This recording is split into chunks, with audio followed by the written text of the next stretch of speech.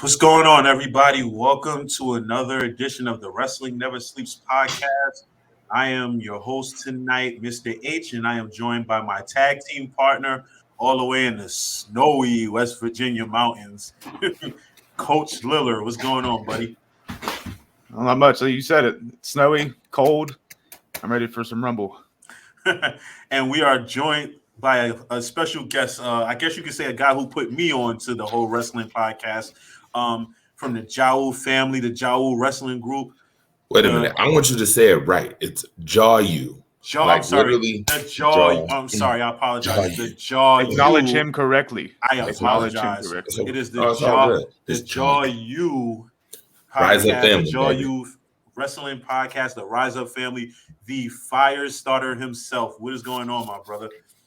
What's going on, man? It's just a blessing to be around positivity and coach, man. I already getting great vibes from the coach. You know, he let me get a funeral procession for a certain one Ben Roethlisberger before the show. Yeah, before we went live, I got a little gut punch, but it's all good. He gave Ben Roethlisberger the Undertaker.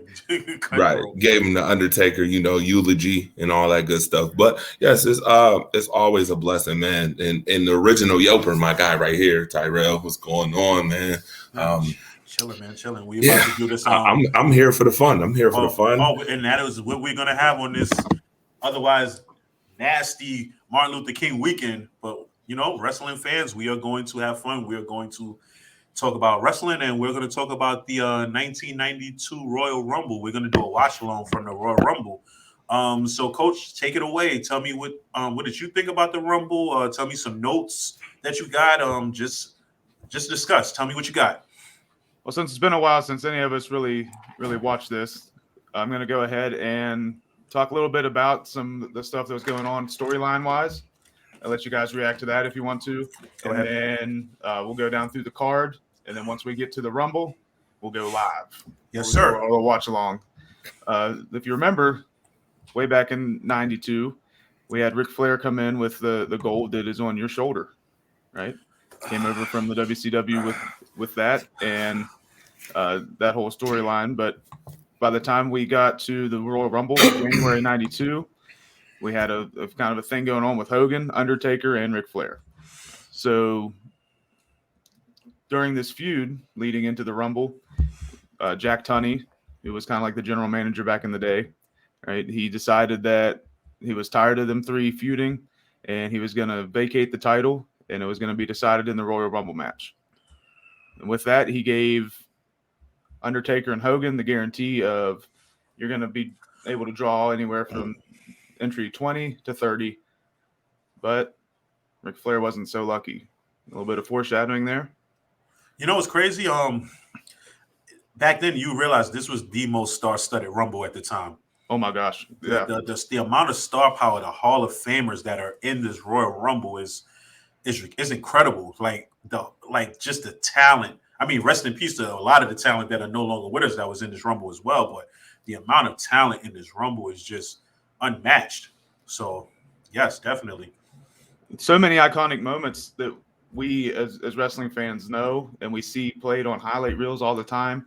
As far as the post-Rumble interview, which we'll get to obviously later, and storylines leading into this.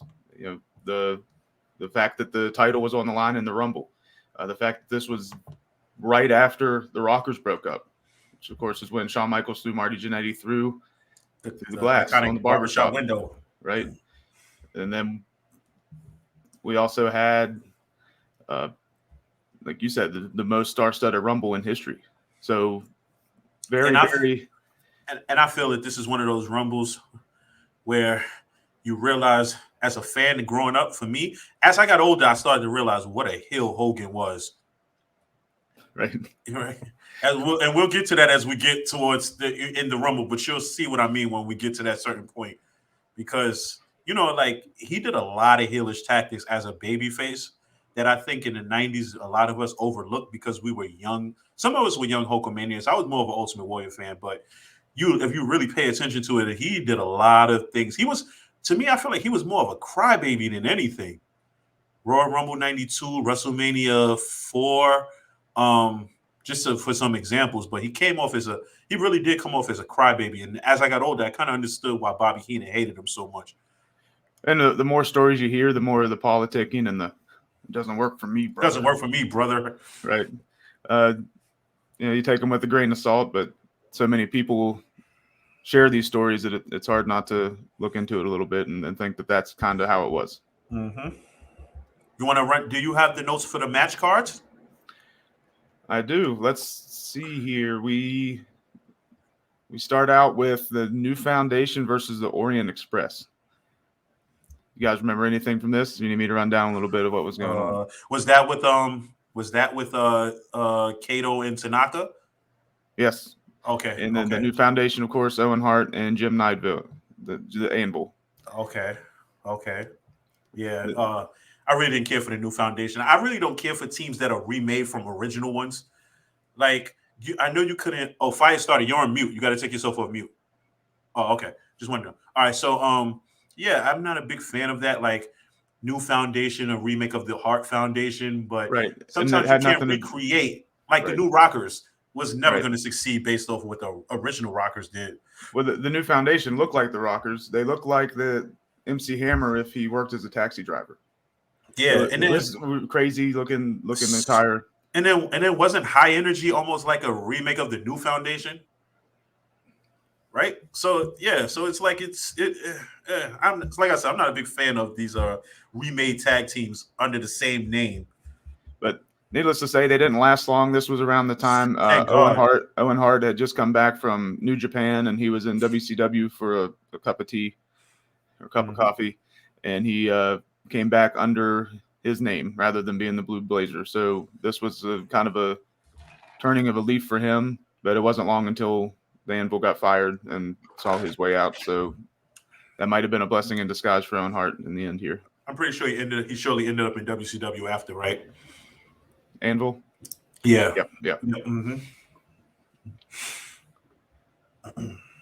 What else you got? For me, I actually watched this just a few minutes ago. This was it was a good opening match. It had a good pace. It had a good story.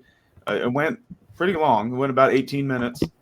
We had just your traditional wrestling tag team style for back in the day, right? You had cutoffs and you had the heels trying to keep the baby faces from tagging in, and just your traditional pacing there. But in the end, the New Foundation came out victorious. I guess their newfound push. Can I ask you a real question? I want to know, what was your match prediction like? What was your actual prediction during that time? Match? Who did you think was going to win? Yeah, I know it's 92 and we might have been young, but watching it, what was your prediction? You want me to give you a match prediction like I never saw it if I was a kid or now? As a kid and now. Okay, so as a kid, I probably would have said the New Foundation. As a now, if I would have known it now, I probably would have said that the New Orient Express probably would have won, and I probably would have been shocked that they lost the match. Why is that?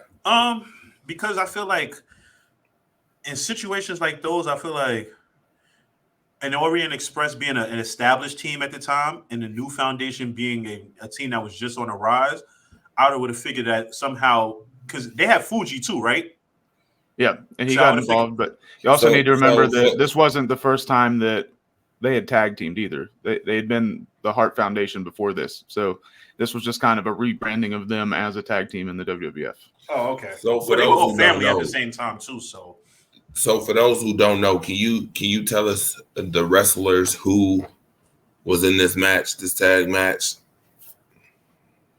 We had Owen Hart and Jim the Anvil Neidhart, and on the other side, which was the Orient Express, was Kato, and who was the other one there? Tanaka, right? Was it Tanaka? Tanaka. Yeah, I believe that was the name. And then Mr. Fuji. Because the original Orient Express had another guy. I think it was Saito. Maybe it might have been Saito or something like that. And then he left, and then Kato came in. And then shortly after that, the Orient Express broke up. It was gone from WWE after that, or WWF at the time. That I do remember. So again, a pretty good opening match, very classic tag team style. If we don't have, you guys have anything else about that one? Nah. What did you rate the match, Coach? That's a good question. Honestly, if we were going to go 5 stars, I think I would give this one a 3. It was solid. Really? I enjoyed watching it. It's kind of a, I've wrestled again since 2011, and I think that if I were going to try to put on a tag team match, I'd be able to use the psychology and model kind of after this one. It was a very solid tag team match that you would see on the indies from maybe some bigger guys, right? You wouldn't have your – well, that's not even fair to say because Owen Hart, honestly, surprises me. If you look at 92 and you see his style and how good of a high flyer he can be, that's kind of what I got reminded of here. And it was very before before this became the style, right? It was really ahead of its time. So later on when he became more ground and pound and left that behind, I think that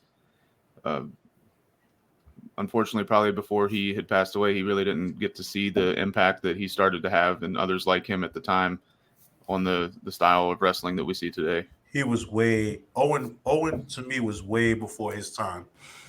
Owen would have fit.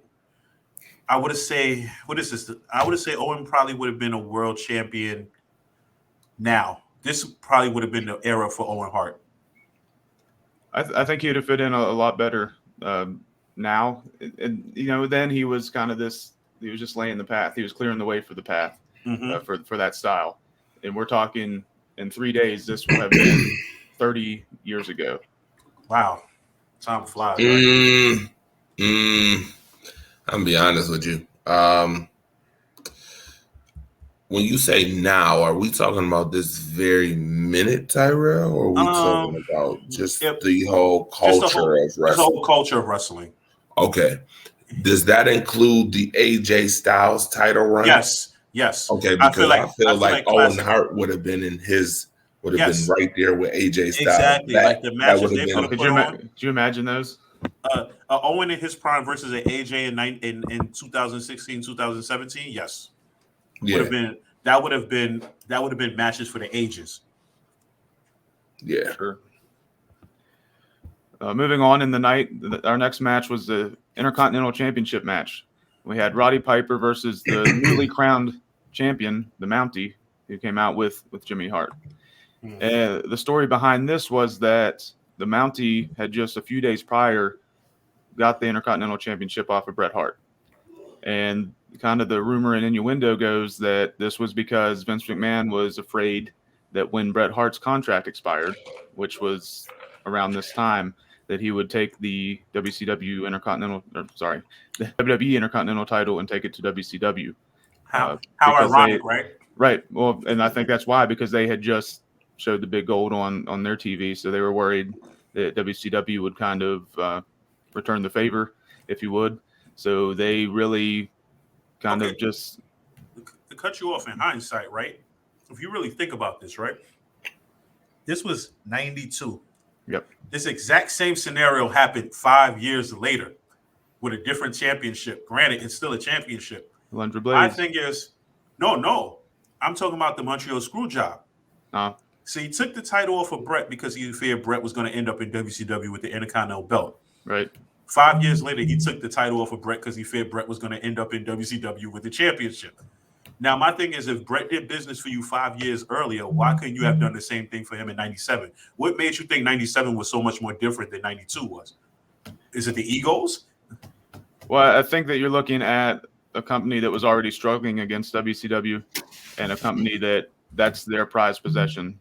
Mm-hmm. So, and yeah, maybe they could have returned the favor, but you're also looking at the difference between a mid-card championship and the heavyweight championship. As I said, their prized possession, and the way you do business, especially in the old school kind of style, is that if you're the talent, right, you got to do it the right way. You got to be right by the promoter, and obviously that wasn't what was right by the promoter.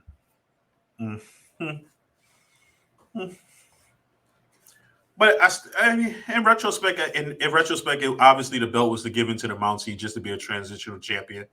It went to Rowdy Piper, which then told a great story at WrestleMania between him and Bret Hart. So I guess it all worked out anyway.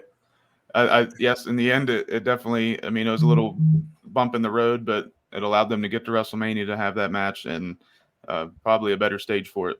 Yes, and this was a nice short match. It was fast paced, exciting. Just showed kind of the gimmick, the character that Roddy Piper wanted to embody. Right, his offense wasn't anything groundbreaking, but he did what he needed to do to get the championship. Which, even though he was a face, I think that's kind of what they wanted to go for. People love him, but it's because he's so off the wall. Right?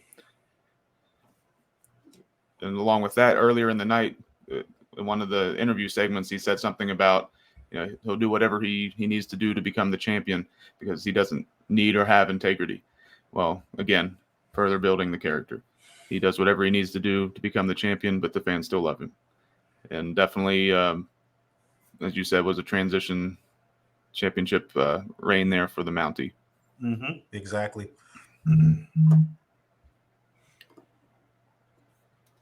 Next, we had the Beverly Brothers with the Genius going against the Bushwhackers with Jameson. And as I said to you before we went live, who in the hell said the Bushwhackers could go for 15 minutes? Who approved that? Who let this happen?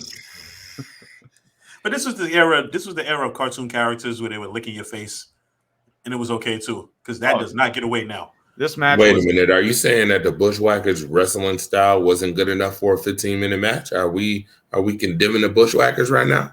Oh, we're judging. We're judging. We're judging them. They're judging them bad. The poor wrestlers. They were against the Beverly Brothers, right? That match was against the Beverly Brothers. Yeah. So curse the Beverly Brothers. I hate them even more because they produced Von Wagner. I hate the Beverly Brothers. And it comes down to the gimmick. Something that Von Wagner sucks. You stall, you bite butts, you lick people, you brawl a little bit, and you do this, right? That's not made for 15 minutes. That's made for a 4 to 5 minute match. Right? It's made for a T-shirt and a catchphrase. Right. Oh, so that would be similar to let's see, who's Baron Corbin's gimmick guy? See, but the only difference is that Baron Corbin's a way better wrestler than a Bushwhacker. Well, you know what? I can't say that. Baron Corbin's a way better wrestler than what WWE produced the Bushwhackers to be, because the Sheep Herders were a different story. Oh my gosh, yes. They would have never cut it in. They would have never been allowed to do that stuff on TV. Charles, I do not think so. I do not think so. Bushwhackers better than the New Day? I do not think so. I have to agree to disagree there. Better than the New Day. Cut it out. That's two different eras. That's two different eras too. So you can't really compare the two. Oh, brother. How about New Day can carry a match and a feud, and the Bushwhackers? They can carry their luggage, I guess. I don't know. Along with carry the doggone company in sales too. Right. Well, yeah. But back to this match, it was literally like more than half of it was stalling, and then what was left of that was just uninteresting, at least to me, from what I remember of it, and from what I kind of was fast forwarding through. Nothing of value happened in this match. I think they had 15 minutes to kill so that they could go from what they wanted to tell to the Rumble match. But like you said, well, in retrospect, you know what? Because before the show went on the air, you was like, so they could give the Bushwhackers 15 minutes, but not the Mountie and Piper. But you know what? It kind of makes sense if you really think about it, considering how the Piper and the Mountie both were in the Rumble. So why expend 15, 20 minutes, maybe risk an injury if these guys were already set to be in the Rumble anyway? So it kind of makes sense. It makes sense. Match still sucked, though. And our last match before the Rumble was the tag team title match. It was the Natural Disasters versus the Legion of Doom. So now I have a gripe. Why was this not a WrestleMania match? Why was this on a Rumble? Can't tell you. who booked this shit? Like, come on. Like, Yo, should not that have match been a is Rumble match. definitely WrestleMania worthy. Exactly. And The it was like two Natural teams in their Disasters prime versus LOD. at the Royal Rumble right before the title Royal Rumble. Come on, that's a filler match. That was like nobody's gonna remember that match. Oh, wait a minute. That's I'm sorry. That's the Viking Raiders versus the USA. No, I'm just playing. Wow. Just messing with y'all. So you're trying to say that's Doudrop versus Becky Lynch. Doudrop. Gotcha. What did y'all well, let me ask y'all this. What did y'all rate this match though? I mean, that match it's a match worth disqualification. watching, actually. Sure. Didn't that match end in a DQ? Count out. So it's a dud. Dud. I'd give it a 2 out of 5 just because of the ending. I think it was a solid, had a good pace, but the end, I don't like that kind of Coach, you ending. harsh. Wait a minute. Coach, you're really harsh. For me, matches are great, but if they end in a DQ when it should have been a clear winner, it already takes away the rating for me. You have to give me a winner. You cannot give me a DQ. And you know what's crazy? We were young as fans back then, didn't realize that these DQs were stupid back then. If you do this match now and it ends in a DQ, we're gonna be tight. Back then, we probably were happy with it because we were kids and they was just happy to see LOD versus Natural Disasters. Yeah, but that's because just like the correlation of music, we don't like 4-minute songs no more. We only like 2. So prolonging and dragging out matches, people's attention span ain't the same. So just infuse. I mean, plus the creativity in this era ain't as good no more. So a lot of those feuds that be getting drawn out, you be seeing these matches 4 or 5 times before the pay-per-view even goes on.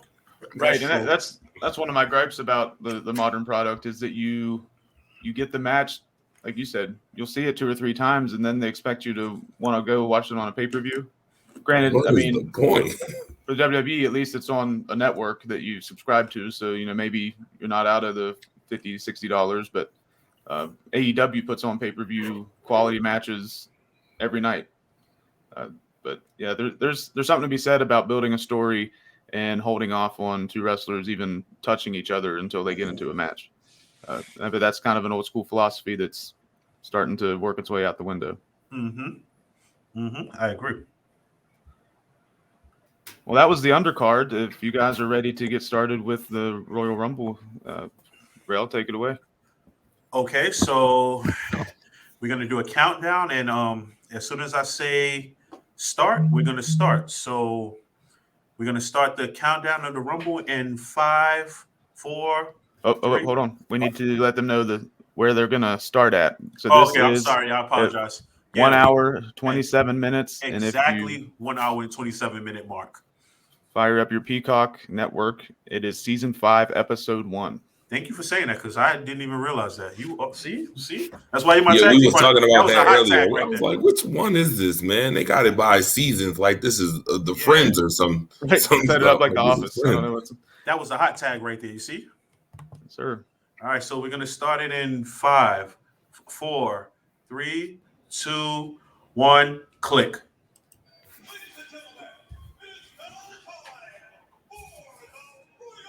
Nice pan of the audience, which you see all the time now. Legendary ring announcer Howard Finkel.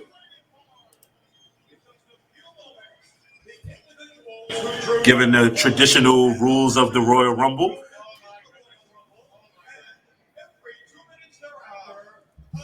So again, talking back to the significance of the 1992 Rumble, this is still considered by most people to be the best Rumble in history.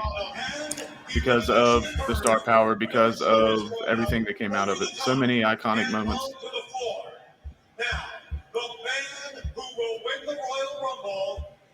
And I think what made it big at the moment was because it wasn't just a shot at WrestleMania. It was actually for the World Championship. Right. It was here and now. This is for the gold.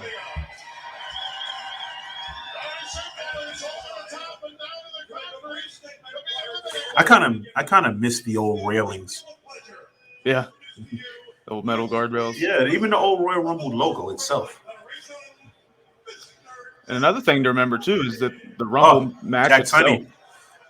the Rumble match itself at this time was a relatively new concept. Yeah, it was only the 4th year. Right. So here we are 4 years into it, and it's taken on another meaning as being for the beautiful Winged Eagle title there. The greatest WWF president of all time, Jack Tunney.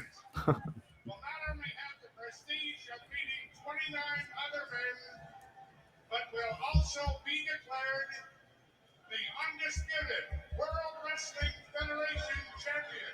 Come on, let's go. Bobby Heenan's like, come on, let's go. Let's get it started.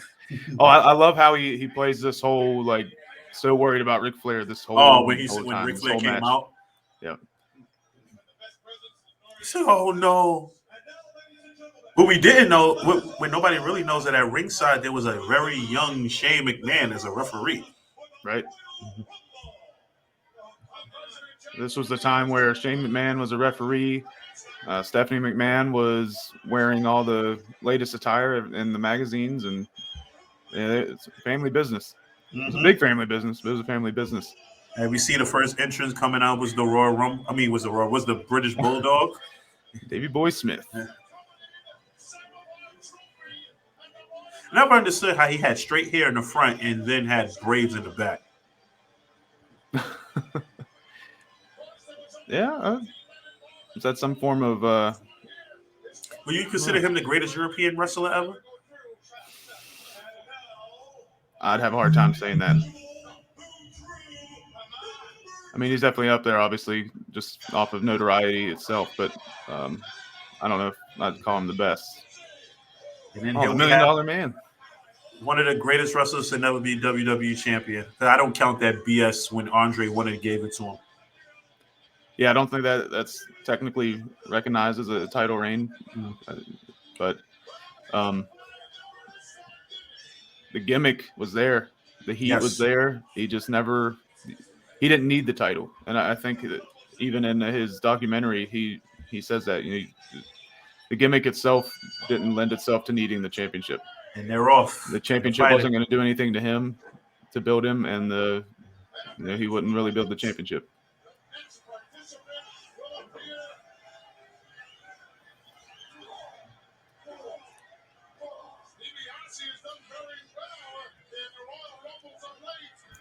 British Bulldog and the $1 Million Man. 2 Hall of Famers, 2 classic wrestlers. And at that time, you think about 2 different styles, too. Oh, yeah, 2 very different styles. DiBiase. Somebody messed up a cue right there.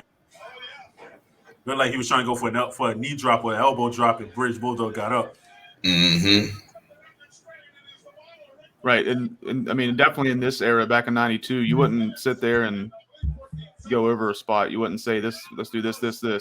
No. You're going to go out there and communicate it with each other. So if you ever watch older wrestling and you notice little things like that, that's because as he's going for that elbow drop, either Davey didn't see it or he said it wasn't going to work for him. So it's not working for me, brother. Right. So, there goes $1 Million Man. Doesn't even last the first 2 minutes. Which is crazy, right? He was never WWE champion either, right? British Bulldog. Right. He never was. This wasn't long. This was either right after his WCW run initially or I'm not sure if this was I think this was. I think at 93 is when he was in WCW. So yes, that's the whole Shockmaster debacle, right? Yeah. Mm-hmm. So this wasn't too long before he went there for the first time. And here we have Ric Flair. And again, I love Bobby selling the whole like, oh my god, like it's the end of the world, right? The Heenan family is going to implode. I mean, back in it, you had this. So like Bobby Heenan was a great storyteller. The idea that he's number 3, he won't last. Right. But again, like we said, at this time, this was only the 4th Rumble match ever, and nobody had ever. I don't think anybody lasted from the last half of the Rumble, so let alone from number 3. Mr. Perfect. These are one of those kind of dream scenarios too. British Bulldog versus $1 Million Man in one instance. Now British Bulldog versus Ric Flair. Right. Mr. Perfect, And the fact that British Bulldog. Ric Flair's had the same gimmick forever is incredible. Like he's Right. never really changed his gimmick ever. Right. He's lived the gimmick for He's lived the gimmick even now. how many years? 50. All of Feels them. it. Yeah. Classic Ric Flair. Now let me ask you a question. Now British Oh my Bulldog is goodness. strong, but how many times have you think Ric Flair has taken that press slam over the years? His matches with Sting was like I was all gonna that say, ever did. every match was Sting, and I mean anybody that's got that muscular build, I think he's very keen on doing that. And that's incredible he considering definitely how he had back surgery in that plane crash. Right. He definitely had his spots that he liked to do. He could change up matches to make them original. But he'd always have those spots where you come to expect in a Ric Flair match. And you never got mad when you seen him, like the turnbuckle spot where he flips up over the turnbuckle. Right? You expect that. Or the spot where he stays on his feet and then he does the Flair flop. Right. And the whole begging, classic Ric Flair. 9 out of 10 times he lured you in and just poked you in the eye or threw you out the ring. Exactly. Being a heel, as he was for most of the time. Oh, we have Nasty Boy Sags. Yep. And actually, Knobs was supposed to be in this Rumble, kind of doing some backstory on this, and he had to be replaced. I think Haku replaced him. Oh, really? Because he was legitimately in like a bar fight and got stabbed. Oh, wow. From what I was reading when we decided we were going to do this watch along. So he's the only Nasty Boy we're going to see tonight. Oh, I never knew that. And then the other replacement that was advertised for the Rumble was, of course, Marty Jannetty, and that was just a kayfabe deal because of what had happened to him getting thrown through the glass. He was selling the whole breakup of the Rockers. It was something I forgot to mention, but I figured I'd wait till the match anyway. Royal Rumble causing strange alliances. Ric Flair teaming up with Nasty Boy Sags to beat up British Bulldog. Yeah, and that's always something that's cool to see too. People that you'd never see in the ring together at all. When are you ever going to see these three in the ring together other than a Royal Rumble match? Exactly. And they can still pull off the classic psychology, the classic heel versus baby. You know what's crazy? Imagine in another Royal Rumble, right? Oh, I think he fell out. In another Royal Rumble, old school would have had, never mind, there he goes. Another old school would have had British Bulldog getting jumped, and the surprise entrance would have been Dynamite Kid. Oh, yeah. Fantasy booking, right? Fantasy 101 there. Yes, Charles is right. I did hear that rumor. What's that? Ken Shamrock beating up one of the Nasty Boys. I did hear that rumor. I've not heard that. Yes, and I think at an airport. Oh, really? Yeah, Nasty Boys, Knobs. I think it was Knobs tried to intimidate Ken Shamrock, and Ken Shamrock beat his ass or something like that. It was something to that effect. Why would you ever try to intimidate Ken Shamrock? Why would you ever try to intimidate this man coming to the ring right now? Because the stories I've heard of this guy is crazy too. He actually the guy that trained me, he has wrestled Haku a couple times. Has he? And I've met him. He's the most. He's humble. He's the nicest man ever. But don't piss him off. Don't get on his bad side. Yep. He's one of those guys, and he's older. You know, when I met him, he was much older, and I guess it cooled down a little bit. But he's all those stories that you hear, they're true. Yeah, I've heard quite a few. Right. He's probably, and has been reported by multiple people, he is probably the most feared guy in the history of the WWE. That also goes to show you how wrestling. Respected. That also goes to show you too how wrestling is scripted, right? Because if he's that fair, like everybody says, then if he wanted to be champion, who was going to stop him? Right. If he wanted to beat you, you were going to be beat. Yeah. Ooh, power drama. And of course, his son is in the Bullet Club. Yes, Tama Tonga, both of them, and Tonga Loa. Yeah, that's true. Classic Ric Flair here. I love this knee drop. Oh yeah, he made contact there. Yeah, because a lot of times I've seen he didn't. Right. Charlotte does the same thing.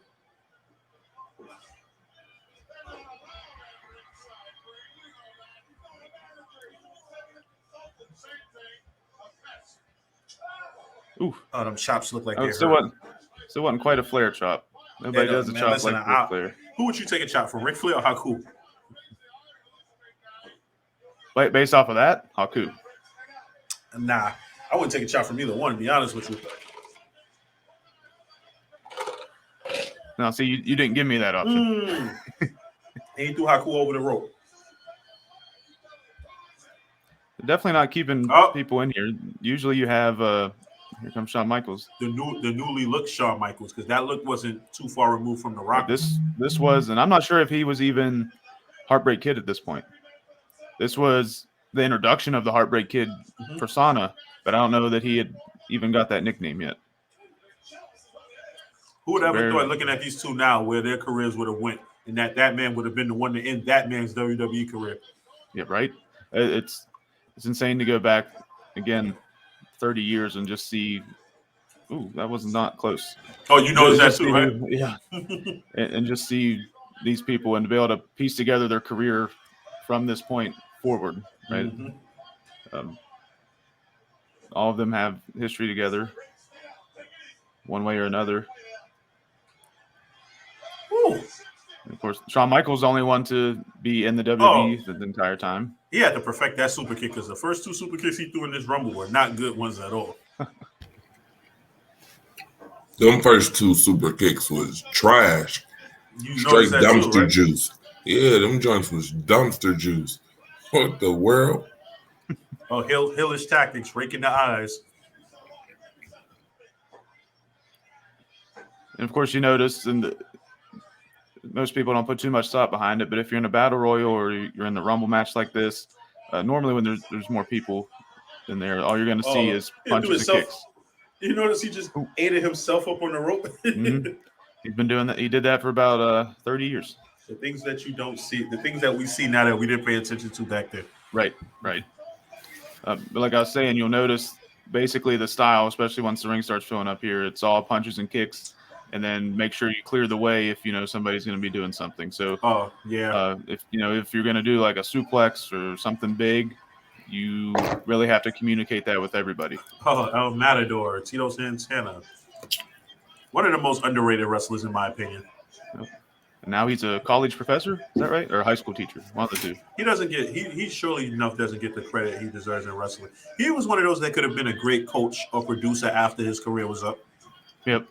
I think this was back before the time that was really even a thing, though. Yep. But I mean that's an advent of a position that's.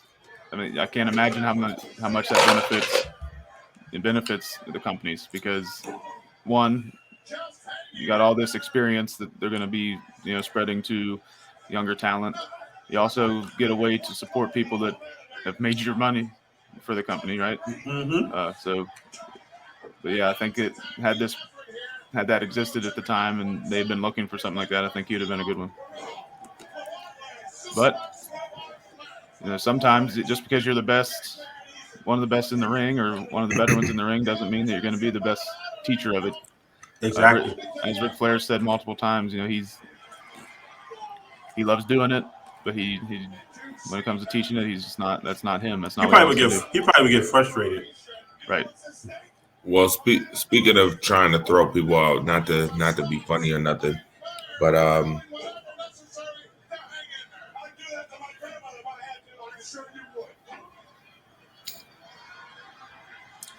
Wasn't this a WrestleMania match a couple months later? Tito Santana versus Shawn Michaels? Yes, WrestleMania, because this would have been going into WrestleMania 8. Yep. Oh, that flying farm. That was the Intercontinental title. No. That was just I think it was just the opening match. Yeah, because the Intercontinental was Piper and Hart. Yeah. Oh, Barbarian.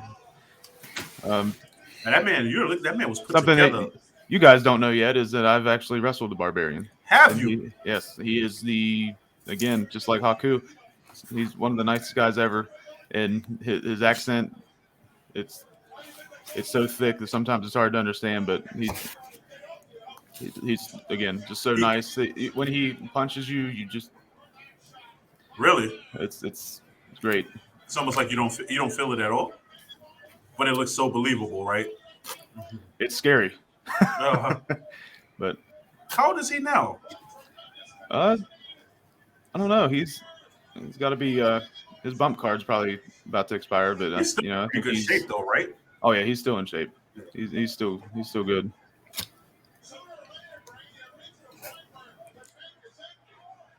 That was a very underrated tag team in WCW too. The Faces of Fear, him and Ming. Mm-hmm.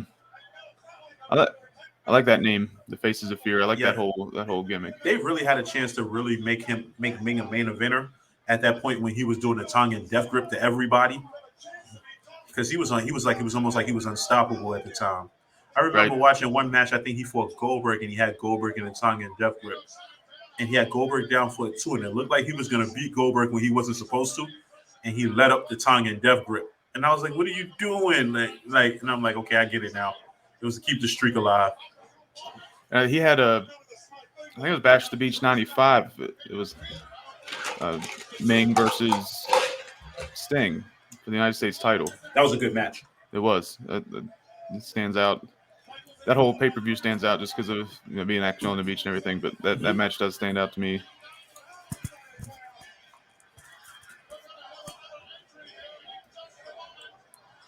See who's coming out here. I'm not sure what entry we're on. Didn't keep track here, but the Texas Tornado, Ultimate Warrior Light.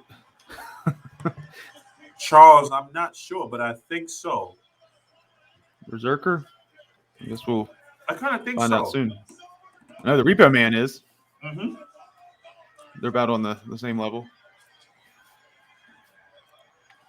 It's crazy because if you know your wrestling at the time, I didn't, but if you know your wrestling, Ric Flair and Kerry Von Erich had quite a history before WWE.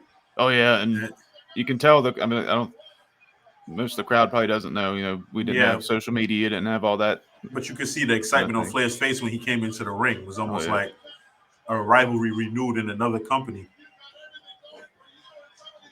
I think the Texas Tornado with I guess a different gimmick for one, but if he wouldn't have been kind of given the look of the Ultimate Warrior. Yeah, it was almost similar. The tassels was better. Right, that's what I say. He's like the great value version of the Ultimate Warrior. That's what he looks like here. With a little bit more, more athletic, more talented wrestler version of the Ultimate Warrior. Yeah, I mean, that's not a shot at his in-ring ability. It's just that we've already seen this. Not for nothing, fantasy booking.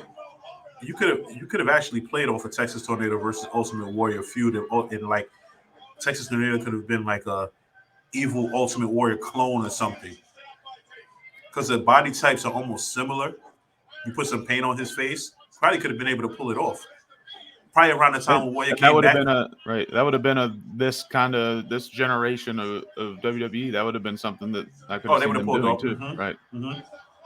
WWE would have looked at him like he could fit the Undertaker Ultimate Warrior mode. We'll have him as Ultimate Warrior, and then the real Ultimate Warrior comes back, and then now you have a feud. Oh, here comes Smash. Hey. I mean Repo Man. Called that one. But I guess a couple years later though, we'd see that with the Undertaker. Yep, exactly. And Diesel, and Razor Ramon. Yeah. And the funny thing is, guess how many times it worked? None of it. Right. But I guess you can say Ultimate Warriors, the Undertaker versus the Undertaker worked because the real Undertaker was walking around with DiBiase until SummerSlam came in, and you could clearly see the difference between the two. I mean, I think that was storyline wise was probably the best, and I think because it kind of sounded like what you were going with there, or what they could have went with Tornado and Warrior. Is there's a story behind it. You're not just replacing somebody and trying to sell it as the same person, right? Mm-hmm. That doesn't work on TV shows. That's not going to work in a live event. Nope. It's more along the lines of like how they do with the fake Sting. Fake Sting. That fake Sting character lasted a long time, though. Reminds you almost of how AEW is today, where you just get so many people, you can throw them all a payday, but maybe not use them too much. Mm-hmm. Right? Exactly. Yep. It was chops.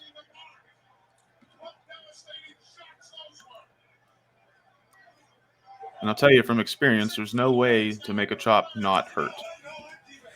And just I can because it doesn't make a lot of noise, doesn't mean it still doesn't hurt. sting. Right. And usually if it doesn't make a lot of noise, it's because it's hit in such a way that it was more like a punch to the chest than a really? slap. Right.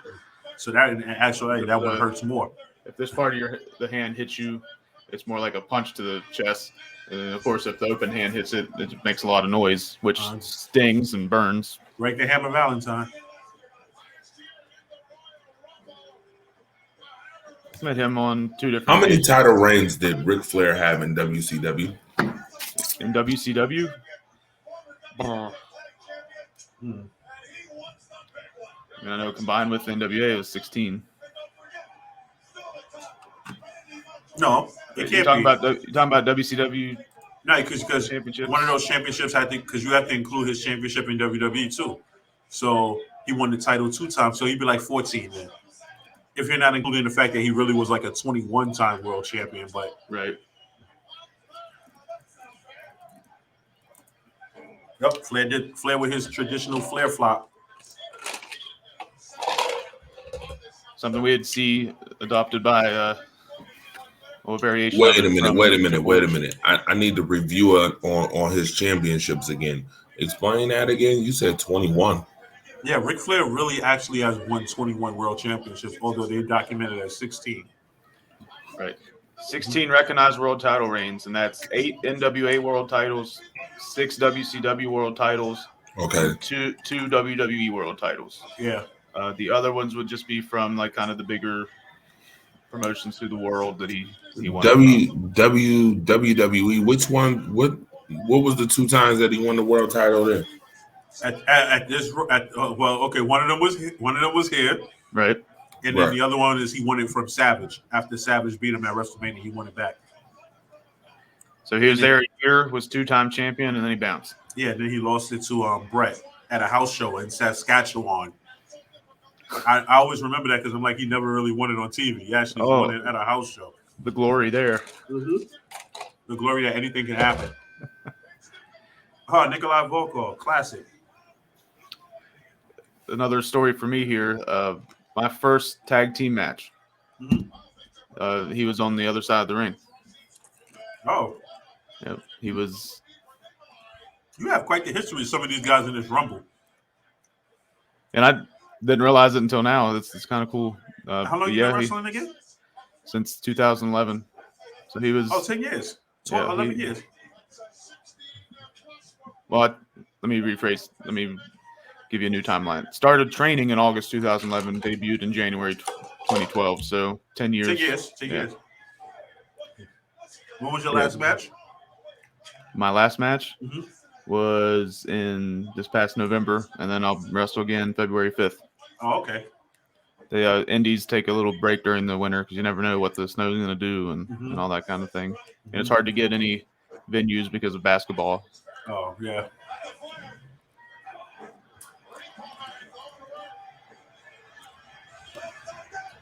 We had a tag team match where he was on the other side, and that was where I turned heel. And Break the Hammer Valentine with a figure 4 on Ric Flair and by Nikolai Volkov. You turned heel in the match? Yep, it was my debut. I was a baby for about 10 minutes. What happened? They went to make the tag, and you then reached for the tag? I hit my partner with the chair. Oh. And then Nikolai's team won. And then the next show, he was one of my partners. So you were like an honorary Bolshevik? We had a tag team. We were called Russian Roulette. You were honorary Bolshevik. There you go. I was the turncoat Travis Tarvin at the time. So look, the name fits perfect. Yep. Turncoat Travis Tarvin. Are you a heel or baby now? I'm split now between the promotions. It just depends on what they want me to be. I'm heel at some of them and baby at some of them. What promotions do you wrestle for? The one that's local is the Elite Pro Wrestling Alliance and the ATCW, which is Atlantic Terror Championship Wrestling. And then just whoever contacts me. But those are my two main ones that I'm on pretty much every show for. Nice. And then Oh. March 5th, somebody just reached out to me about working. It's called the Kings and Queens of Indie Wrestling. It's a newer promotion. Nice. As in, this would be their second show, so it just depends. Whoever reaches out. Oh, Bossman threw out Smash. Repo Man. Gone too. You know, it's crazy. Then he get thrown out the ring and he's looking around like he's ready to steal something still. Right. And that's what in his when they had all the different interviews beforehand, he said he loves to steal things, and tonight he's going to steal the title. Yeah, that didn't work.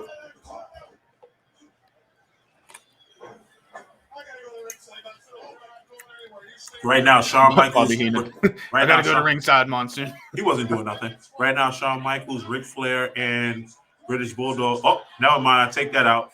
Right now, Ric Flair and British Bulldogs. Ric Flair and Shawn Michaels are the Iron Men of the Royal Rumble. Mm-hmm. Well, yeah, because bye. I think was Michaels right after Flair or two. He might have been 2 or 3 entries after. I think it was like maybe 2 or 3 after.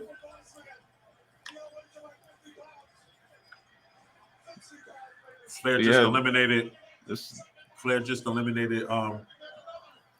Texas Tornado and I think Greg Valentine. Well, there we have the beginning of a reason to have a WrestleMania match. Mm-hmm. Eliminate each other, and they're going to fight on the outside here. It looks like, I guess, we're going to be separated. Oh, the Hercules Hernandez. Oh, when he was a member of the great tag team at the time, Power and Glory. Power and Glory. So how old would you have been during this Rumble? 10? No, 10? Not 9. Because this was 92. I didn't turn 10 until May. I'd have been a year and 3 months. So you would have known absolutely nothing about this. Nope. At least I was old enough to understand this on VHS at the time. Right. You can kind of remember back to watching it. I didn't watch it until another Ric Flair press slam spot. Yep. I didn't watch it until the Ric Flair discography where it was like I forget what it's called. It's just the history of it. It's the first time I watched the actual match itself. And then I bought, if you remember, they came out with like the Rumble, all the big 4, Rumble, WrestleMania, SummerSlam, Survivor Series. The anthologies. Buy all of them. Yeah. Yeah. And I bought the Rumble one. And I've watched it probably 200 times since then, but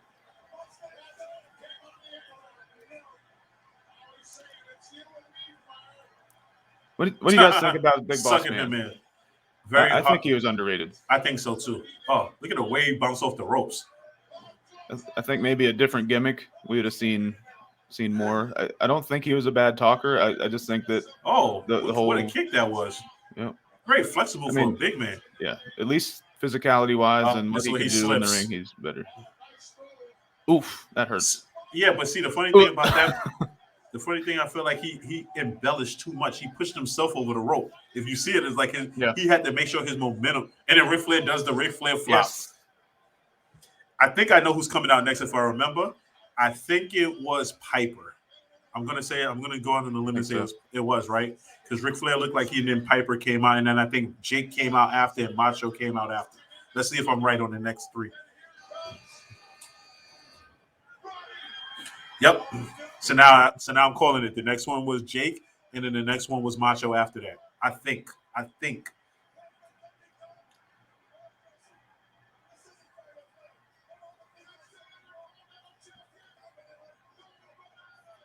Man, how over Roddy Piper was. That's crazy. Now, you just took the words out of my mouth because I was going to talk about how much of a heel he was just a few years before this. And that kind of goes back to what we were talking about the other night. You know, when you become this heel, it's so much easier to transition into a baby that everybody cares about, oddly enough. Do you think that's the route that they're taking with Roman? That eventually when he does go back to baby, it's like the fans will just appreciate him more because he was a heel first? I think they will. I just think it's more organic. I mean, if they don't really know who you are or care about you at all, then you got to create that completely, right? Not saying it's never been done and that it can't be done, but I think it's easier to make the people hate you and then slowly transition them back into seeing that you're a changed man, right? Because everybody believes in the second chance. You know what I mean? So, fake the atomic drop and poke them in the eye. So that's what kind of the story of the second chance, and they start to like him again, and then they'll transition back to heel or whatever. If you're a big show, you'll do that 34,000 times in your career. You know, fantasy booking now, right? Could imagine what if Piper would have never won the Intercontinental belt at this event, right? And let's just say Savage would have never gotten a title shot against Flair at WrestleMania. What would a main event have looked like with Piper versus Flair for the title?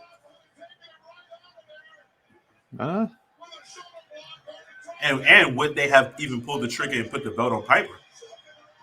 I don't think they would have. Savage and Flair had a story behind it, so it worked with Savage won. But it didn't last long because Flair got the belt back. Oh, see? And if I'm and I see, I said Jake, right? So next it should be Macho. It should be.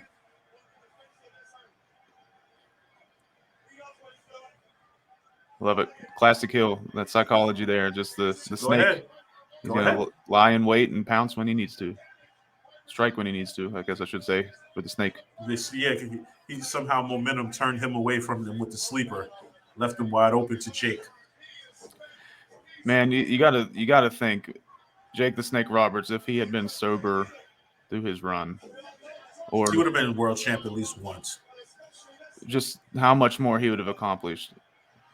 Where they'd have been willing to push him if he would have been able to do it. A heel world champion and he kept the title in the bag. You want the belt, go get it. Right. I think I'll wait. Yeah.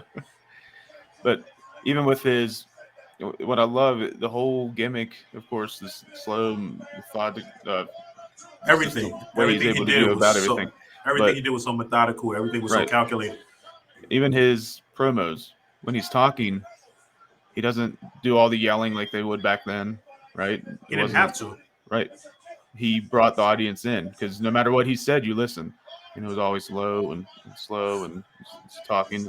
Great promo, but he put you on the edge of your seat just by what he was saying and the look on his face. It's a very different promo from this whole like, let me tell you something, brother. You know, it doesn't work. Doesn't work for me, brother. Back then, oh snap, that was a good one. Okay, truly every man for himself in this situation. Oh yeah. Yeah, the punch almost took Piper over the ropes. Notice too how loose the ropes used to be. Yeah, I'm looking at it. I've seen a lot of documentaries. Oh, see, I was off. It was Hacksaw. Hacksaw. Another man that I've been in shows with. He's really. It's a good guy. Oh yeah, he's a really good guy. I've never really had any bad experiences with any names at shows.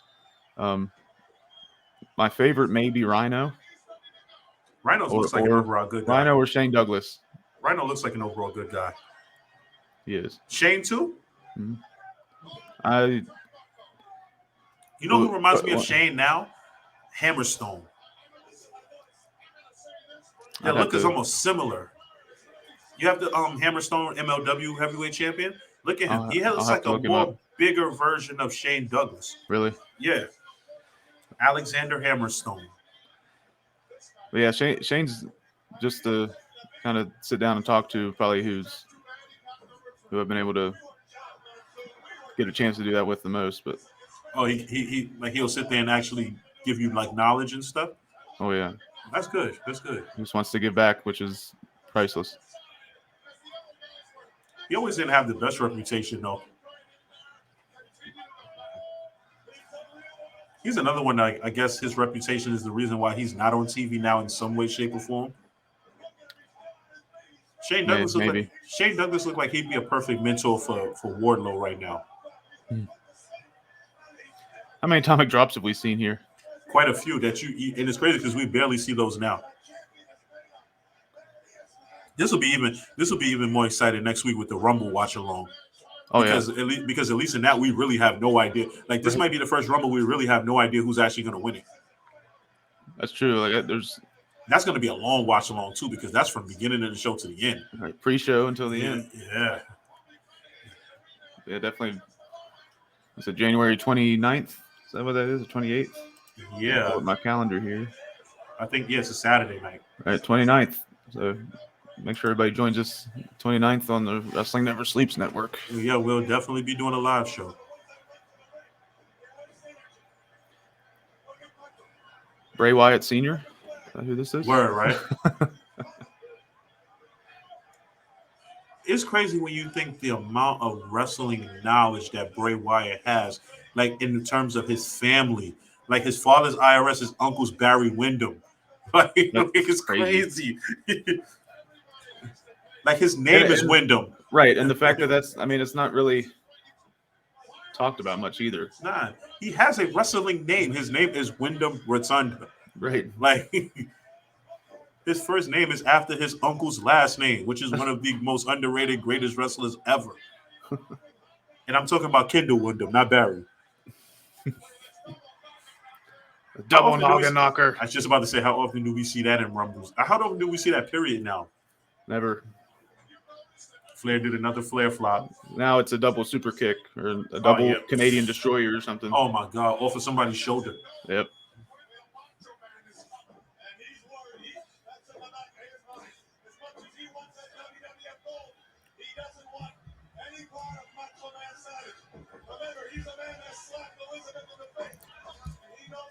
I forgot about that part. Ooh, that was rough.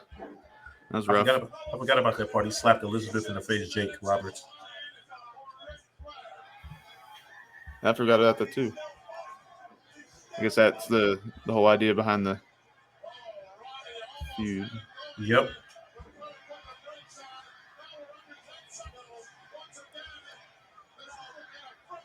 I'm not sure what number we're on here.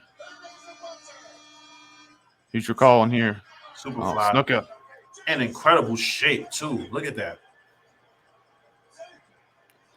Yeah, I mean, definitely. He's trying to think of when he actually kind of stepped away from the WWE. Probably wasn't long after this, if this wasn't. Yeah, because this is 92, and I know he lost the Undertaker at WrestleMania 7.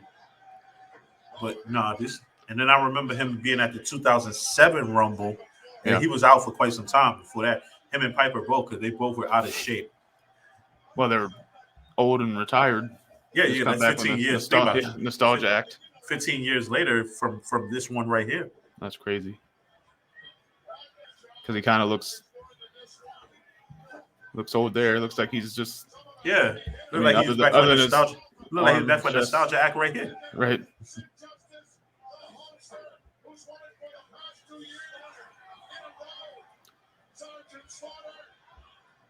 You think about some of the highlights of his career, though. I'm talking about people ahead of their time, the splash off the cage, and just all that high flying stuff. The Morocco moment. But yeah.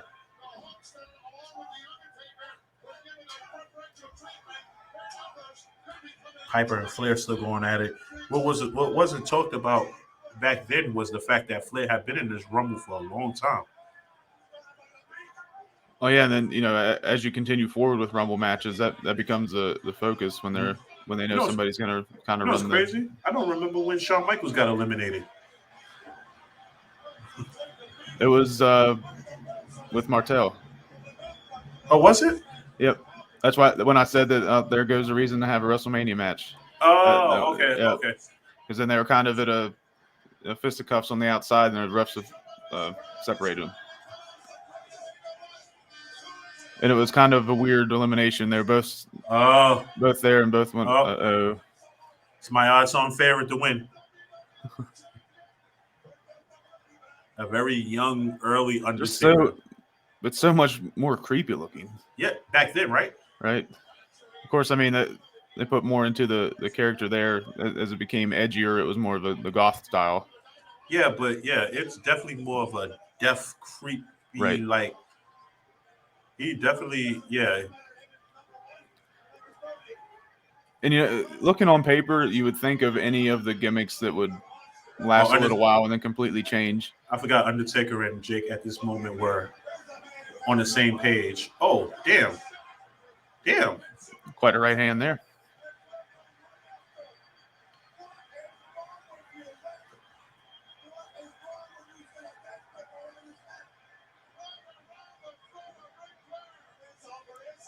It's crazy because looking at him choke Ric Flair, you can clearly tell he's not choking Ric Flair. Right. It looks like it, but he did a real good job of making it look like it. But you can clearly tell there's space between his hand and Ric Flair's throat. And again, this is a completely different work style of Undertaker too. Oh, Undertaker a lot hit it more with a low creepy, blow. A lot more slower. right? Just to get that gimmick over, and then you have as he grows experience and the character develops, and the fans kind of fall in love with it. He becomes within the next couple years here a guy that can put on a great match with anybody, and The fans obviously fell in that continues until he ends his career. The fans fell in love with Undertaker during the Hogan match at Survivor Series. That was the beginning of realizing that Hogan wasn't as over as he used to be. Look at Ric Flair chopping Undertaker nothing. Good old no sell. Oh, they're all jumping him, and he's still in killing this. IRS just falls back and waits for the next wrestler to come out. Oh, here come Macho Man 100,000 miles a minute. And Jake on the other side hiding. Listen, I just realized it. I run to the ring like that, I'm blown up. I got to wait outside the ring, get some oxygen. And Macho Man comes right in and just gets jumped by everybody. Little overzealous. And look, Jake creeping.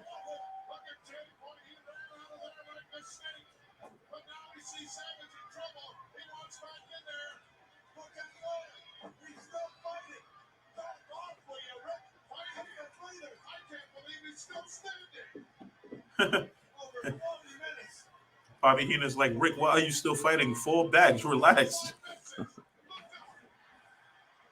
But if you're ever going to have the key to longevity, it's a gimmick like that where you're taking a beating from 4 or 5 different people and you don't have to bump. You just slow moving, just throwing people around. I still think to this day that there you go. And then here come Macho Man because he just couldn't. Was that I remember the elimination of himself, but I didn't remember that he just kneed Jake in the ass and he somewhere. Yeah, exactly. And then somewhere between now and WrestleMania, Jake and Taker had a falling out.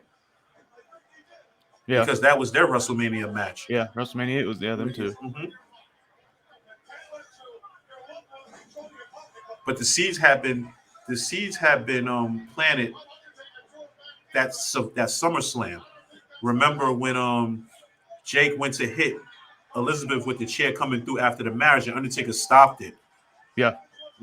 So the seeds were planted at that moment, but they kind of still held on because obviously these guys are still on the same page. Right. And it was like one of those situations where they talked about it, but then they left it alone because it was like, oh, Undertaker saved her. But then it was like, oh, and then they just left it.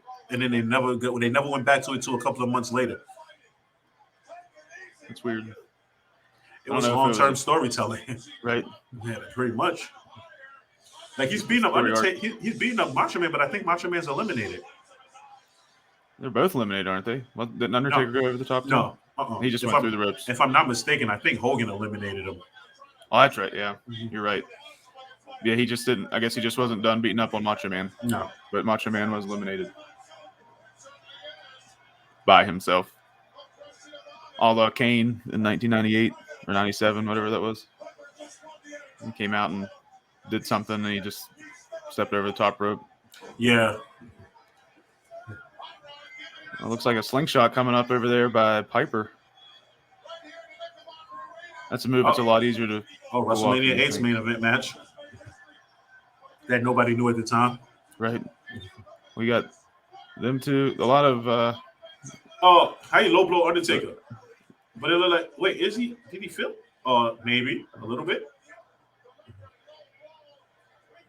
Almost looked like it had no effect on him, right? Oh, yeah, there go Charles's answer, the Berserker. I still remember when the Berserker tried to slice the Undertaker with the sword and it went through the ring. I don't remember that. That was an episode of Superstars where they were feuding, and you know how Undertaker played the whole possum thing he laid out. Berserker went and grabbed his sword, and when he tried to like split it right through Undertaker moved and went right through the ring. Good Lord. Fun fact for people who don't know, Undertaker was actually supposed to play that Berserker character. Can you imagine?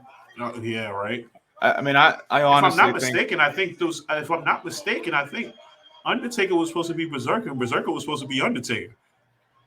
I don't know that I've ever heard that. The only thing I'd heard that about the gimmick was that when Undertaker got called to come in, he just was hoping he wasn't supposed to be the egg. gobbledygooker. Mm-hmm.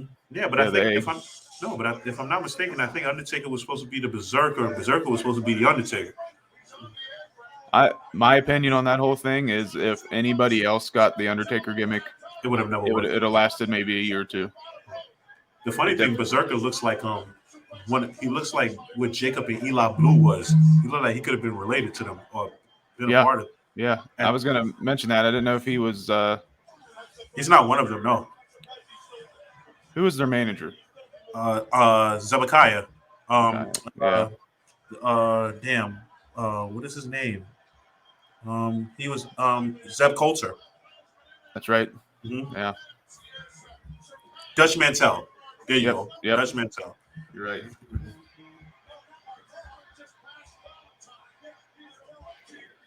Yeah, that was not a good slam there. It's Hogan. Oh, even worse. Even better, it's Virgil. Oh. It's Olive Garden Virgil. Another guy that I've met. Is he okay? So let me ask you: is he a nice guy? Honestly, yes, but he shows up, like he legitimately does show up to shows like uninvited, unexpected, just to try to make money. Does he? And you don't really tell anybody no, but it's just it's kind of sad. Like you see the meme of him just kind of sitting at signings alone with nobody in his line. Yes, all that kind I've of thing. seen like it. That legitimately, yeah. It legitimately happens. Like he has no shame. He'll sit up anywhere to try to sell some merchandise. That's crazy. But yeah, I mean, as far to just sit there and talk to, he's not a bad guy at all. The fact that that has to be heartbreaking though, to come sit there at the merch table by yourself and nobody's coming up to your merch table, not even for a picture. But I heard he overcharges too.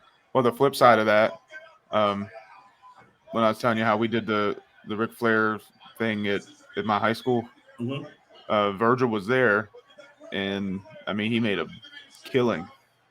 So it just all depends on where he sets up. So it's hard to tell where he was set up, where these pictures were taken. You know what I mean? If you're gonna go set up pretty much anywhere, if you're setting up at a Comic-Con where maybe people don't really know a lot about wrestling, and you're not gonna get a big line. And the meme itself kind of looks like it's before the place even opens. You know what I mean? Because I think you only see people walking around, but there's definitely a little bit of truth in the thing. So he will set up anywhere to try to get some money.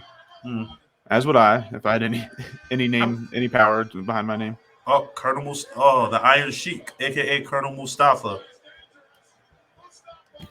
Yo, I just want to put this out here on wax on paper right now that you have the beard of Braun Strowman, but the look of Cassius Ohno. Oh. All I could think of is, oh no. Have you ever met him? Cassius? Yes, I have. You met him too? Yes, I have. He was here at an NXT event at Buffalo Buffalo Riverworks. I met Ricochet. I met Ricochet, Shayna Baszler. Back when NXT was actually good. Luke Harper, Johnny Gargano. I met what the hell is his name? Why am I blanking on? Oh, I met Adam Cole in them too. Adam Cole, Kyle O'Reilly, Roderick Strong, Fish, Bobby Fish. Did you do the undisputed? Did you do an undisputed era sign with him in the picture? No, because Adam Cole was acting like a diva. Was he really? Yes, he was acting like a diva. Who else? Let me think. That's a lot of fans in that layout. Let me think. Knickerbocker Arena in Albany. What's the guy who had the ominous presence when he went in the ring? Lars Sullivan. That's who I met. I met Lars. He looked like a big man. Like he is. He looked like a creative wrestler. Yeah. Like his body looks he looks like he has a caveman body. Like his body don't fit his body doesn't fit the stature of a person. Like it's weird. Like he just looks so much bigger than most people.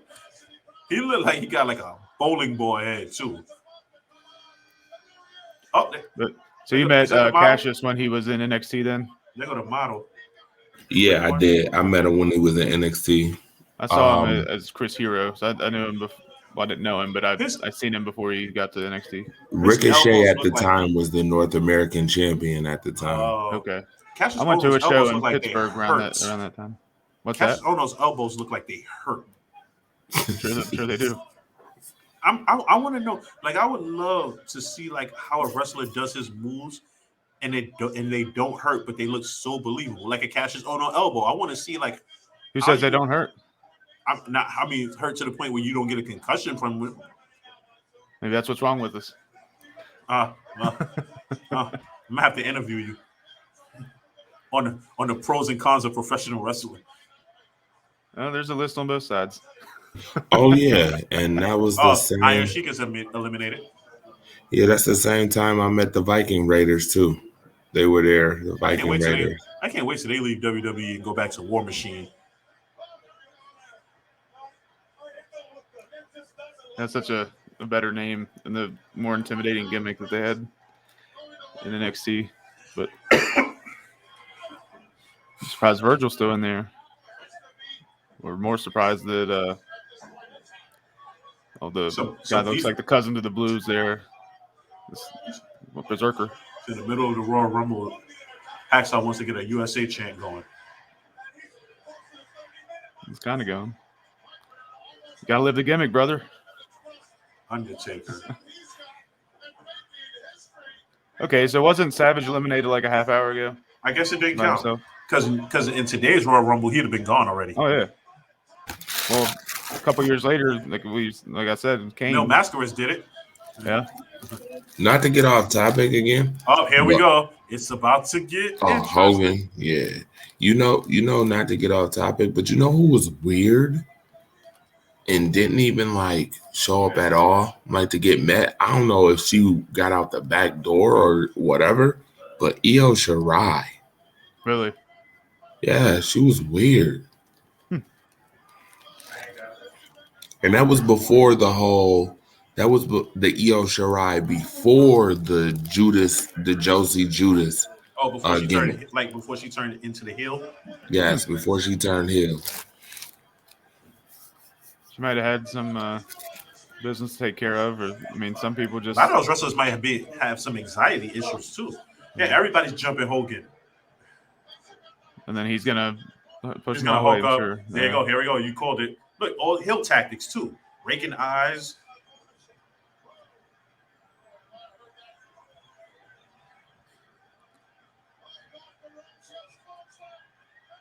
There goes Taker. And then he rolls his eyes in the back of his head. For what?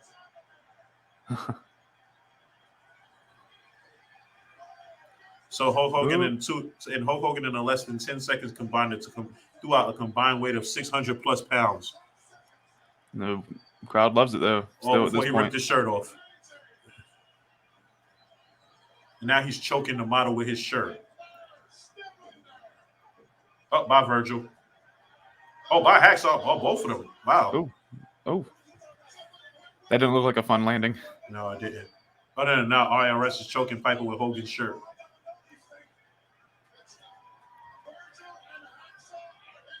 It's crazy. You know, it's kind of funny. All those heel moves he's doing, like the eye rigs and everything. I never really thought about it until watching it back now. Like Rick better than Hogan? Yes, most definitely. Yeah. Oh, Skinner. Although Hogan, I'm sure, would surprise everybody if you watch his match in Japan 93 matches. with Buddha. Yeah, you watch that. You watch any time that he was really trying to do that. It's kind of like a John Cena thing where the funny thing is he found what worked for him and what got him over in WWF. But I think Vince didn't want him to do that. Right. He wanted to limit it so that he could stay healthy. I've seen Andre matches. Oh yeah, Andre same way. Andre used to do kip-ups. Well, just look at all the people that you see in like the different organizations when they come to WWE. Everything Right, changes. like, They're watered down. Something I'm seeing now is that there's a little bit of heat on Vince because he said something about, oh, it's just Raw. Don't do that. Right? You're not going to do that on a Raw match. It's just TV. So it's like it's just TV where the fans pay to see this. Right. We don't care. But that's been the mentality forever. Mm-hmm. You put on matches that'll, it's a wrestling match. It either helps build the story, or He was another underrated wrestler old school too. mentality is to make sure that you see the person wrestle, but they don't touch the person they're supposed to be against at the pay-per-view, right? He was another underrated wrestler. The model. Martel. Yes. Remember him and Jake Roberts at, I guess that was WrestleMania 7, the blindfold match. Yes, that was actually a really good match for what it was. Yeah, they kept your attention. Mm-hmm.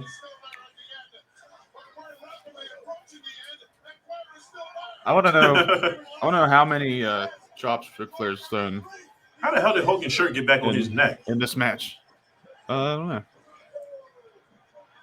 That's that was almost a smooth sequence. Clothesline inflated, clothesline and Skinner over the ropes. Clothesline Skinner's elbow. Yeah, he did. Still bumped for it. Oh, I forgot he was a face at this time. Wasn't the Iran sympathizer or whatever? No, he was Iraqi back to, sympathizer. He's back to G.I. Joe Slaughter. That was WrestleMania 7 as well. Yeah, this was his transition back, I guess.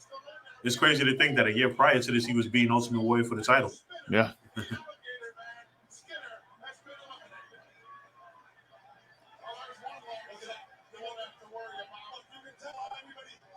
Slaughter looked like he was barely moving. Here, this is a match I would have loved to see. Look, Hogan heel tactics. Look at this.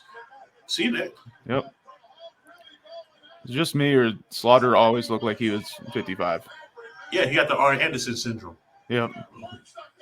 Arn Anderson looked like he was 45 when he was 25. Right. His son looks like he's about 45 now, and he's like 18.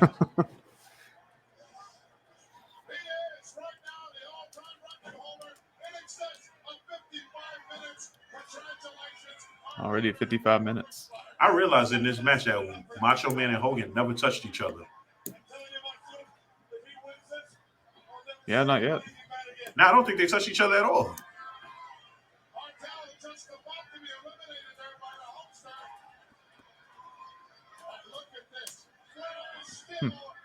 Maybe they were feuding at the time. Who knows? Right? Like real life. Right? Keep them away from me.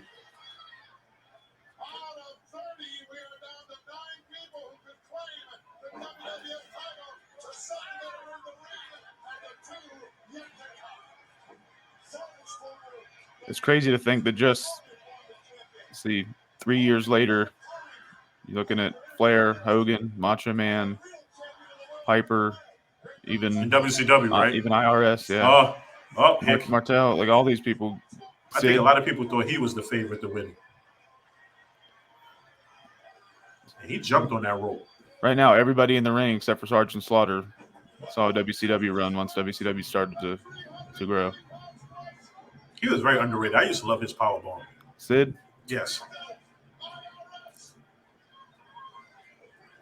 I was never much of a fan, but his powerbomb is pretty cool. It's one of the better forms. His powerbombs, his choke slams. And I used to love the fact that he was like 6'8", 6'9", and could do one hell of a kip up. I loved his match with Shawn Michaels as Survivor Series 96. They had a crazy match at the 97 Rumble. Yeah. For Shawn Michaels legitimately having the flu. Did he? He had like a legitimate fever and everything during that match. And still fought. Yep. Nowadays it would have been Corona. He wouldn't have been able to get in the ring. Yeah, nowadays, no go. Nope.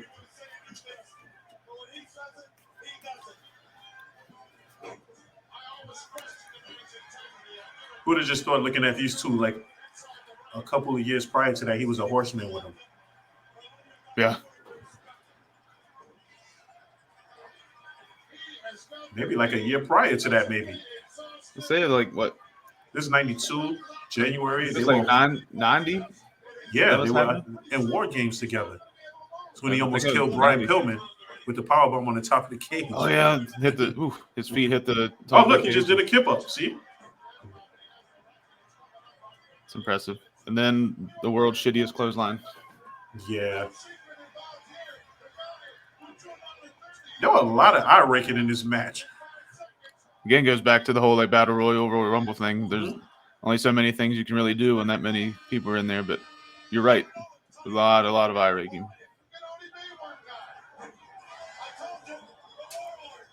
The Warlord. It was crazy how different. Yeah, he's number 30. It's crazy to think that the direction that the Powers of Pain took in gimmick changes once they broke up. That's true. Like a complete change. Yeah. Like once Barbarian left, he became like almost like he was a member of his island. Yeah. And then the Warlord just seemed like you're just regular muscle bound builder. He looked like he could have been a member of Power and Glory. Oh, ouch. Let's just say if Hogan, I'm gonna say right now, if Hogan and Flair would have just canceled each other out and eliminated each other in this Rumble, I think Sid probably would have won the title. Yeah, out of everybody in there. Mm-hmm. And then I'd have much rather seen what it was originally supposed to be and seen Hogan and Flair. You could knowing WWE that was now. If it's WWE now, they'd have had Sid win the title and Hogan would have beat him at WrestleMania for that feel good moment. But so really by canceling the Hogan and Flair match at WrestleMania 8, that did WCW a huge favor because for Bash at the Beach 94, that was their biggest pay-per-view because up until that time at least, because that had never happened. So you got two of the biggest stars in the company, or not company, but two of the biggest stars in the history of wrestling. Then you can advertise it as the first time they've wrestled each other. Yep. Of course, that's going to be the most bought pay-per-view. How is that not what happened at WrestleMania? Maybe they thought they were going to have them both for the following year. I don't know. Yeah, probably. Instead, we get Sid and Hogan.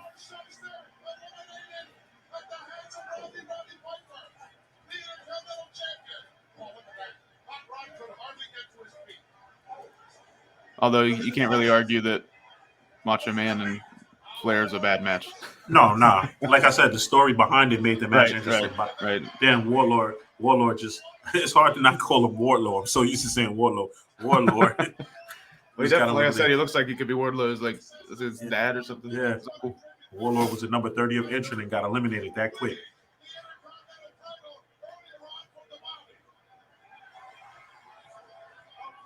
Number 30 spot usually not one that lasts too long, or at least not a favorite.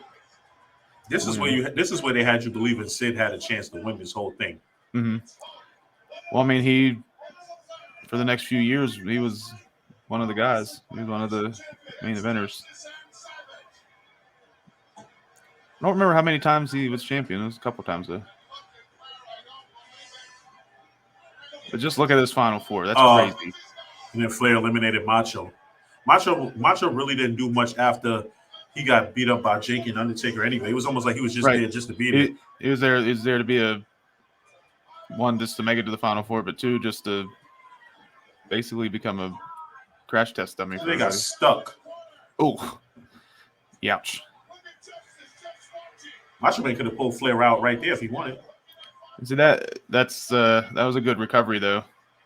And that was a great move. And the crowd cheered.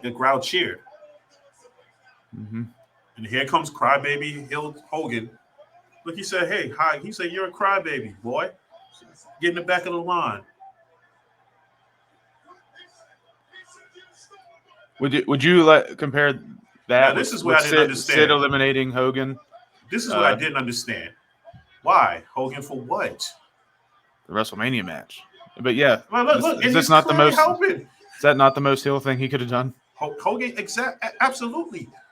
It's one. Okay, so it's one thing if Flair would have. Like if I can't have the championship, you can't either. Nah, it was one thing. It was one thing for Hogan to pull his arm, but you can clearly see once Flair got him over, Hogan started grabbing Sid's hair to pull him out the ring. Mm-hmm. So at the expense of the man who cost you the title a couple of months before, you gave that man the championship just now. Welcome to wrestling. Then you mad? How you mad at Flair? You just helped him.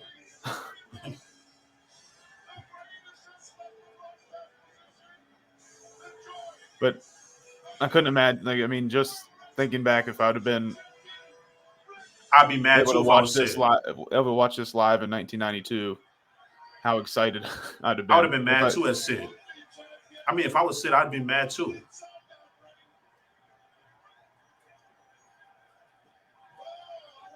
But the significance that this had in wrestling at the time, this long time NWA. You know what's crazy about this, right?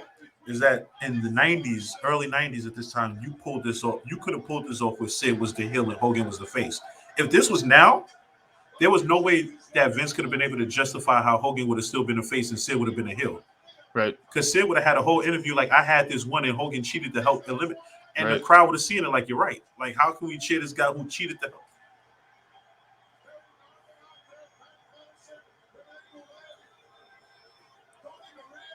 Like I said, it was definitely like a Hogan pulling a heel move. I mean, I don't know. It was a super heel move. Even if he was the baby and Sid being the heel, like you still cheated more or less, right? He cheated all the way, more or less. Right. Like I said, if you pull his arm, that's one thing.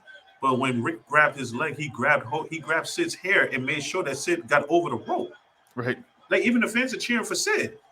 Yeah, now they are. Well, that's probably as close to like I said, a heel turn. You know the sad part is, Ric Flair won the title, and at this moment It's right now, even, it's it doesn't even overshadowed. matter. Yep. Right. But the interview that's coming up next is, of course, Yeah, the interview saved amazing. it. Oh my gosh, as Flair normally did.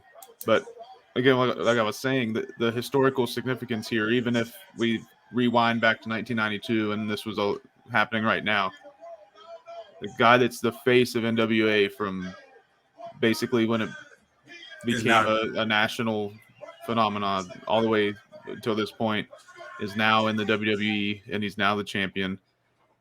What's that do to? Here's the one of the most iconic championship promos, victory celebrations. Our president, the distinguished Jack Tunney. Congratulations, Ric Flair, on becoming the undisputed champion of the World Wrestling Federation. Let me just say, after distorting the belt, and proclaiming a real world champion, I'm going to tell y'all, with a tear in my eye, this is the greatest moment in my life. When you walk around this world and you tell everybody you're number one, the only way you get to stay number one is to be number one. And this is the only title in the wrestling world that makes you number one. When you are the king of the Bobby Heenan just gloated back there. Yeah. Rule the world. Think about it like that, Mr. Perfect.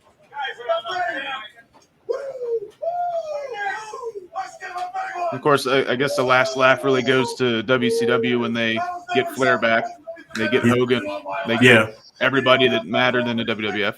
They had everybody that mattered in that Royal Rumble. Right. And then, damn near sunk WWF.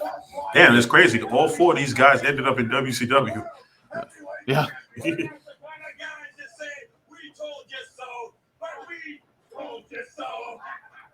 Yes, I mean, that really goes to show you why from like 93 to 96 that WWE was struggling so bad, because everybody that was a name for them, I mean, Ric Flair wasn't initially a name for them, but he is here, but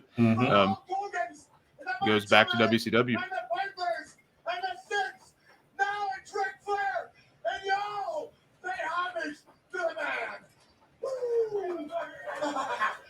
The new generation was truly a complete rebuild. No wonder they had that couple years of struggling. Yep. For my broadcast colleagues, Gorilla Monsoon, Bobby the Brave Heenan, Sean Mooney, me, Gene Okerlund, saying so long from the Knickerbocker Arena in Albany, New York. And now, ladies and gentlemen, let's revisit some of the highlights from this year's Royal Rumble. And that was the 92 Royal Rumble. Is there any closing thoughts you have on this Rumble? Just that watching it this time, it seems just as special as it did every other time, with the star power that was in it, just nostalgia all over the place, and seeing, like we said, so many people that would later go to WCW, and just knowing the stories of everybody from this point on through the rest of their career. It's nuts to think that many legends and Hall of Famers and whatnot was just in this one match, and only year number 4. So that's still like a new style of match, still a new concept. Yes. And at this time it was still this is before you had so many different kind of gimmick matches. The gimmicks were the characters, not the matches. Yeah, this was a very fun Royal Rumble to go back and look at, because of like we discussed earlier, all the star power in it, all of the Hall of Famers. Rest in peace to the wrestlers that are no longer with us that was in this match. This match had a little bit of everything in terms of wrestlers: the good, the bad, the ugly. The Ric Flair promo at the end is always going to be a classic, iconic one. Great way to wrap everything up, because yeah. Mm-hmm. And as only Flair could do, he could say in that few words, and the fact that Hogan was a heel at the end further proved his foreshadowing what was to come 4 years later. Yeah. Or what was that Bobby Heenan knew all along that we never believed him. Right. Yes. And that's another thing I realized watching this, is how much I miss Heenan. How quick-witted he was, how entertaining he was. It makes you appreciate it makes you appreciate him and Monsoon as a commentating team. They always was able to feed off of each other, and always were able to complement each other's styles. It was a typical it actually was the typical babyface commentator versus the typical heel commentator, right. And it worked. And I mean, I grew up with, for me, from the time I remember, was the Attitude Era, right? Mm-hmm. When I really started that, so from the time I was 5-6 years old into the introduction of the Attitude Era through. So of course my go-to as the best commentary team ever is JR and the King. Mm-hmm. But when you watch this and you realize how well they fed off each other, they're obviously right up there as one of the best. Exactly. So once all you guys, thank you for tuning in to this first Royal Rumble watch along with myself and Coach Liller. We'll be doing more watch alongs. Any breaking news, we'll probably be dropping breaking news on this page, on this channel. If you like it, like and subscribe to the Wrestling Never Sleeps page on YouTube, on IG, Facebook, wherever you can find it, on Twitter. And definitely give us your feedback. We take great criticisms. We tell us what we did wrong, what we did right, everything. So with that being said, thanks for tuning in. This is myself, Mr. H, and Coach Lilla, and have a good night, y'all. We out. Peace.